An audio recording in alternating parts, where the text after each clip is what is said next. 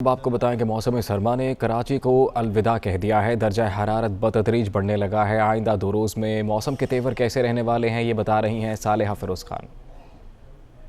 जी जनाब, शहर क़ायद में मौसम सरमा ने गुड बाय कह दिया है और अब मौसम गर्मा एंट्री लेने को तैयार है, जबकि कराची वाले बड़ी मुश्किल से ही मौसम गर्मा को खुशामदीद कहते हैं। ताहम जो ठंडी ठंडी हवाएं थी, मौसम सरमा था और मौसम सरमा की खूबसूरत सी बारिश थी, वो अब यहाँ से कराची शहर से निकल चुकी है। अब मौसम गर्मा अपना रंग जमाने को तैयार है। महकमा मौसमियात का यही कहना है कि अब शहर का ज़्यादा से ज़्यादा दर्ज हरारत 32 डिग्री सेंटीग्रेड रहेगा, जबकि कम से कम दर्ज हरारत 18 से 20 डिग्री सेंटीग्रेड के दरमियान रहने का इम्कान है। कल से शहर क़ायद में तेज़ हवाएं चलेंगी।